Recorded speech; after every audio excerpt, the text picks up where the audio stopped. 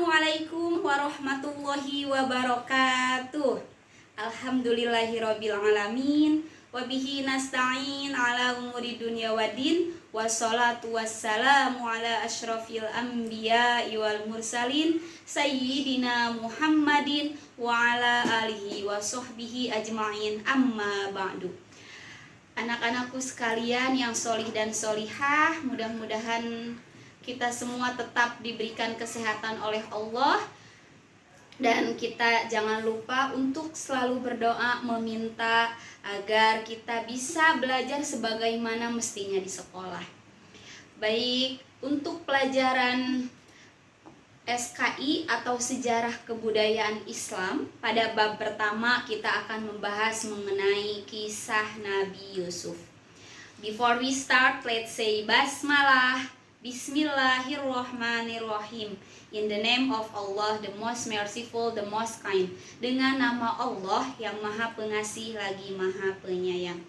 Baik, surah Yusuf atau dikisahkan juga mengenai Nabi Yusuf. Surah Yusuf di dalam Al-Quran berada pada urutan surah yang ke-12.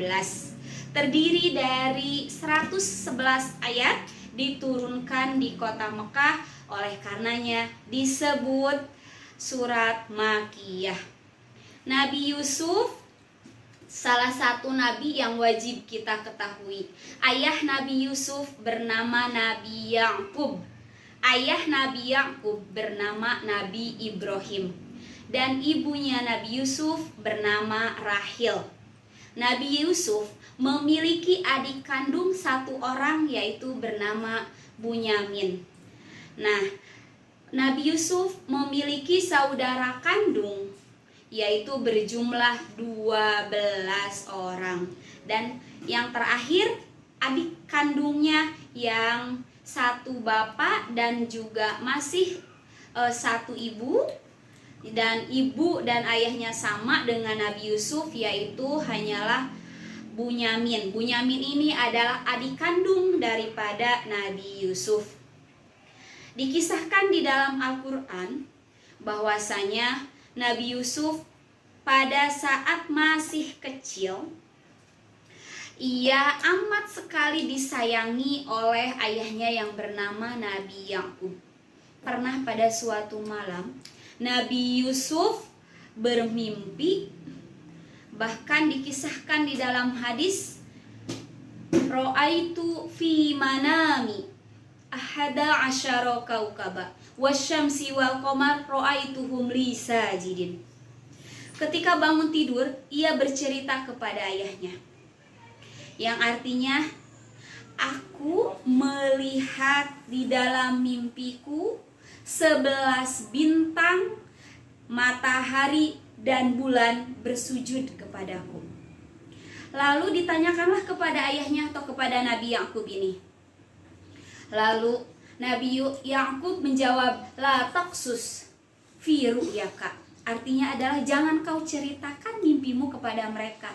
Kepada mereka ini kepada siapa? Kepada saudaranya yang lain, ya. Karena tadi Nabi Yusuf itu 12 bersaudara, ya. Berikut dengan adiknya Bunyamin ini. Kenapa? Karena saudara kandungnya ini tidak menyukai Nabi Yusuf, seringkali mencelakai Nabi Yusuf. Oleh karenanya, Nabi Ya'qub sebagai seorang ayah kepada saudaranya yang 10 ini, ia kurang memiliki kepercayaan. Karena apa? Seringkali memperlihatkan rasa kebencian dan ketidaksukaan terhadap Nabi Yusuf. Sehingga pada suatu hari Nabi Yusuf diajak oleh saudara kandungnya ini bermain ke hutan. Lalu Nabi Ya'qub melarangnya karena Nabi Ya'qub sangat khawatir Nabi Yusuf akan dijahati oleh saudara kandungnya ini. Tetapi saudara kandung yang berjumlah 10 orang ini, mereka tetap memohon izin kepada Nabi Ya'qub dan juga berjanji akan melindungi Nabi Yusuf sampai pulang lagi. Nabi Ya'qub kenapa melarangnya? Karena takut jika Nabi Yusuf diterkam oleh harimau gurun. Karena tetap saja saudara kandung daripada Nabi Yusuf yang 10 orang ini tetap memaksa dan meminta izin kepada Nabi Yakub untuk mengajak Nabi Yusuf main ke hutan dengan berjanji akan melindungi Nabi Yusuf dan akan membawanya pulang dalam keadaan selamat. Akhirnya Nabi Yakub pun percaya dengan janji mereka bahwa akan melindungi Nabi Yusuf dan tidak akan terjadi apa-apa kepada Nabi Yusuf. Nah, akhirnya Nabi Yusuf dan saudara-saudaranya ini mainlah ke hutan. Bunyamin adiknya tidak ikut, tetap tinggal di rumah.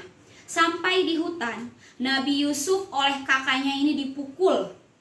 Setelah dipukul, disiksa, lalu dimasukkan ke dalam sumur. Sumur tersebut biasanya dipakai mengambil air oleh kafilah yang biasa berdagang.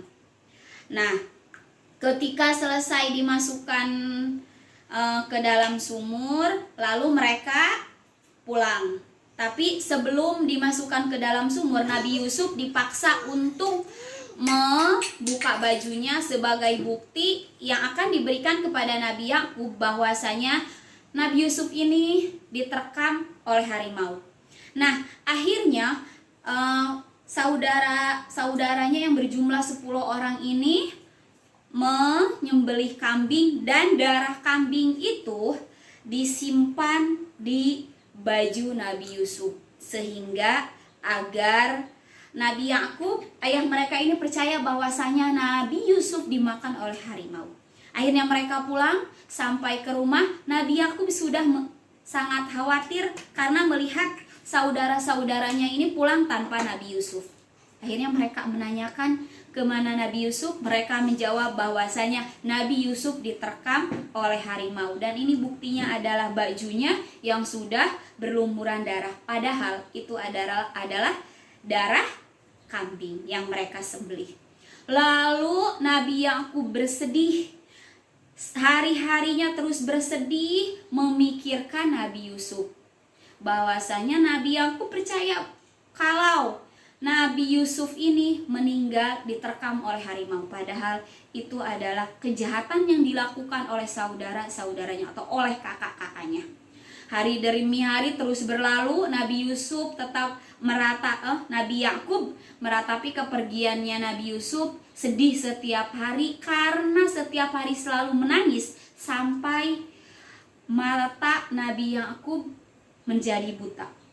Ya, yang tadinya sehat matanya bisa melihat, karena setiap hari terus-menerus menangis bertahun-tahun matanya sampai buta.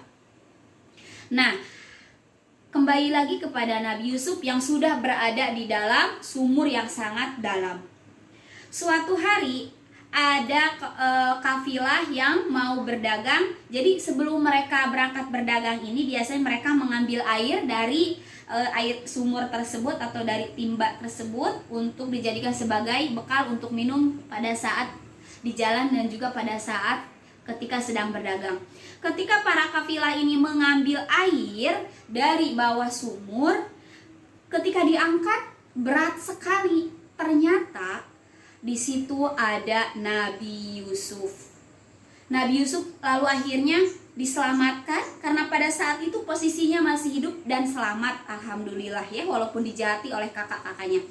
Selamat. Lalu para kafilah ini yang biasa berdagang berniat untuk menjual Nabi Yusuf untuk dijadikan budak.